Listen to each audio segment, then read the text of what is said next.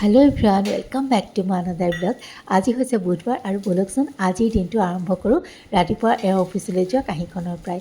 বিশেষ একো নাই, তথাপিতো অকণমান দেখাই দিছোঁ। যিহেতু তেতিয়াৰ পৰাই ভিডিঅ' কৰিছিলোঁ। এপিচ মাছ, এখন ভাজি, অকণমান চালাড এনেকৈয়ে আছিলে। আৰু লৰালৰি হোৱা দেখি মই আম কাটাই নাছিলোঁ। পিছে টেবুললৈ নাহা দেখি আকৌ ইয়াতে আম অকণমান যোগ কৰি দিলোঁ। হেল্ল' এভৰিৱান, এতিয়া বনাবলৈ লৈছোঁ মাছ। আৰি মাছ বনাওঁ, কেনেকৈ সহজতে বনাওঁ বোলক আপোনালোকৰ লগত অকণ শ্বেয়াৰ কৰোঁ। আৰু বিৰাট লেতেৰা হয় ফুটে, গতিকে এপ্ৰনখন মাৰি লৈছোঁ। বোলক পটাপট আমি মাছখিনি বনাই লওঁ। আৰু আজি যিহেতু মই নাখাওঁ, কাৰণ অহাকালিলৈ আছে মোৰ দেউতাৰ শ্ৰাদ্ধ। দাদাবোৰে হবিজ কৰে, গতিকে আৰু লগতে ময়েহে আছোঁ সিহঁতৰ লগতে, গতিকে ময়ো ইয়াতে আছোঁ যদিও হবিজ কৰোঁ। মোৰ মনটো তেতিয়া ভাল লাগে। কয় বিয়া দিয়া ছোৱালীৰ একো নাই, কিন্তু নহয়, মনটোৱে নামানে। ভাল লাগে। থকাৰ দিনত কি কৰিব পাৰিছিলোঁ নোৱাৰিছিলোঁ নাজানো।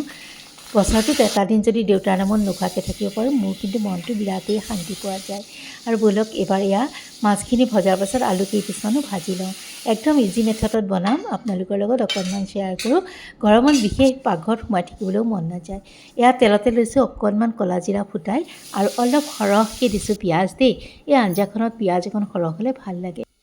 আৰু মছলাৰ নামত লৈছোঁ এইখিনি, আৰু 2 চামুচমান লৈছোঁ ইয়াতে দৈ। আৰু মোৰ মছলাৰ পেষ্ট ৰেডি হৈ গ'ল। এইবাৰ পিঁয়াজখিনি ভজা যোৱাত তাতে দিলোঁ বিলাহী, অকণমান সিজিবৰ কাৰণে দিছোঁ নিমখ। আৰু এইবাৰ বাতি এটাত লৈছোঁ হালধি, জিৰা আৰু ধনিয়া পাউডাৰ। আৰু তাতে মই অলপমান নিমখো ব্যৱহাৰ কৰিম আৰু সেইখিনি পানীৰে ধুনীয়াকৈ কুটি ল'ম। আৰু পিঁয়াজখিনি ভজা যোৱাত তাতে দি দিলোঁ মই এইখিনি জিৰা ধনিয়া পাউডাৰখিনি।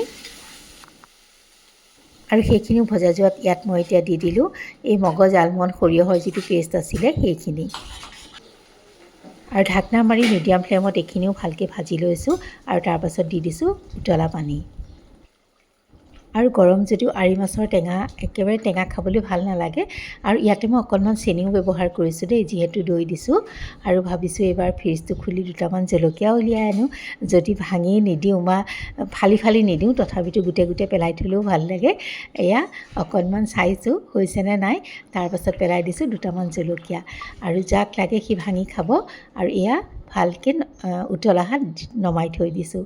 মোৰ মাছৰ আঞ্জা ৰেডি হৈ গ'ল। মই যদিও খোৱা নাই, খাবলৈ কিন্তু ভাল হৈছে।